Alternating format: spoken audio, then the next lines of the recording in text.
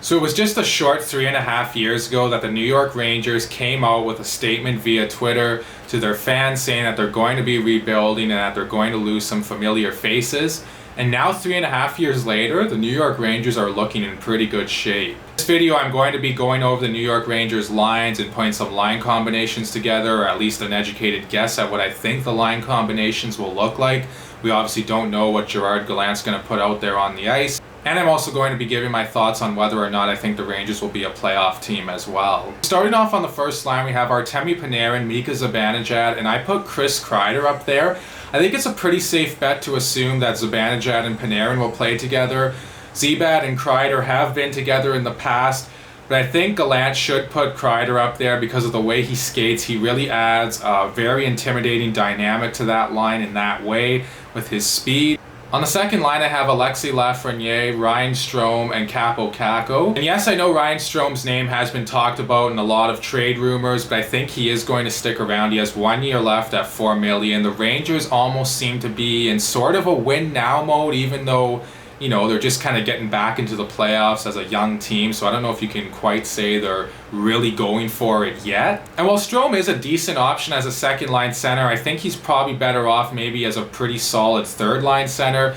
They have a legit first-line center in Mika Zibanejad, and after that, one thing I noticed looking at the Rangers roster is that they are a little sparse maybe at the center ice position. They're very strong on the wings up and down the lineup, but maybe they could use a little more help at center. On the third line, we have Barclay Goodrow, Philip Hedl, and Vitaly Kravtsov. I think that can be a very good third line. Say what you will about the Barclay Goodrow contract. Maybe he is making too much money and he has too much term on it, but Barclay Goodrow is a very valuable player. He's a guy that he plays physical, and he's got sandpaper to his game, something the Rangers really wanted. But not only that, most importantly, he's a guy who can play. He kills penalties. Yeah, he's not going to wow you offensively, but he's a pretty solid defensive player as well. You don't have to worry about putting him out there against the other team's top lines. On the fourth line, we have Ryan Reeves and Morgan Barron, who I think can beat out a guy like Greg McKegg for the fourth line center position. And also we have Sammy Blais, the guy they got in exchange for Pavel Buchnevich.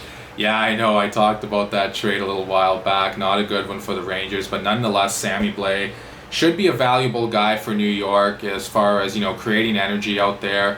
And who knows, maybe he'll even chip in some goals too. So you're probably thinking Julien Gauthier is going to be sitting out of the lineup in favor of Ryan Reeves. Well, I do think Gauthier will see his fair share of ice time this year, but Ryan Reeves did not sign a 1-year contract extension to only be in the lineup when the New York Rangers have to play against Tom Wilson and the Washington Capitals. Alright, so let's shift to defense now. On the first pairing, I have Ryan Lindgren with Adam Fox. On the second pairing, I have K'Andre Miller with Jacob Trouba. And on the third pairing, I have Libor Hajek with Nils Lundqvist. Don't mistake him for Henrik Lundqvist. His name is not Lundqvist, it's Lundqvist. And in goal, we have Igor Shesterkin and Alexander Georgiev. That's a very solid goaltending tandem. So extras at forward, we have Kevin Rooney, Julien Gauthier, and Greg McKegg. Defense, we have Zachary Jones, who I think is going to be a great player for the New York Rangers on the back end. Maybe he won't see a ton of ice time this year, but maybe he will. Who knows? Maybe he beats out a guy like Hajek or even Lundqvist and gets in the lineup full time. So it could be very interchangeable for New York on the back end there. And also I have Jared Tenorti and Anthony Bitetto, who more than likely won't see ice time on the Rangers back end unless there's injuries. So my final thoughts are the New York Rangers have a very solid team, but they need their young guys to take the next step and be the star players that they were drafted to be. Guys like Alexis Lafreniere, who had a very disappointing rookie season, I think, but I think he will bounce back. Kakko has been pretty lackluster his first 2 years in the league. He's got to start getting it going too now in year 3. Also, Vitaly Kravtsov needs to make the jump to being a full-time NHLer, which I think he will. And if those guys can produce along with the great offense of Zibanejad, Panarin, even Chris Kreider, even Ryan Strome a little bit too, the New York Rangers could look to be a very, very scary team going forward. And also their youngsters on the back end are only going to keep getting better. Adam Fox is already a star in this league. He's won the Norris Trophy.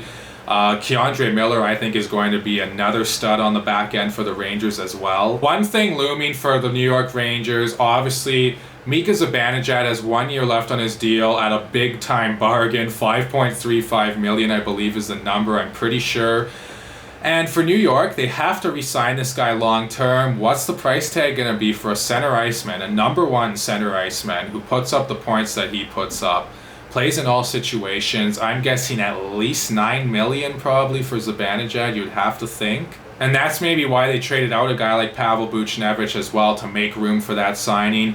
And maybe try and get Jack Eichel. I don't know. I don't think the whole Eichel thing's going to happen. Anytime you talk about the New York Rangers, you kind of have to talk about Jack Eichel nowadays because, you know, with them being tied to him so much in trade rumors, that's kind of been the case. But Jack Eichel, I don't think he's going to New York, so sorry Rangers fans. But either way, you guys still have a very solid team. All right, now for a playoff prediction. Can the New York Rangers make the playoffs for the first time in a little while? I know they made it in 2020, but you know, that was kind of a weird year. So can they make it on a normal year for the first time since 2017? I'm going to say yes, they do. I think there is enough star power there. There's enough scoring there up and down their lineup. There's enough depth for the New York Rangers now compared to years past. And I think especially if their young guys can make the next step and be the star players like I mentioned earlier that they were drafted to be, plus you add a good coach in Gerard Gallant, who I think is actually a very good coach. Very solid goaltending too with Georgiev and Shesterkin. Despite the Rangers playing in a very tough Metropolitan Division, I do think they can overcome that and make the playoffs like I said. Those are my thoughts on the New York Rangers lineup and their playoff chances. Let me know what you all think in the comment section below. I'd love to see a lineup of your own, line combinations, stuff like that. So like I said, let me know all that. Please like and subscribe and share this video. Thank you all so much for watching, and I'll talk to you again soon.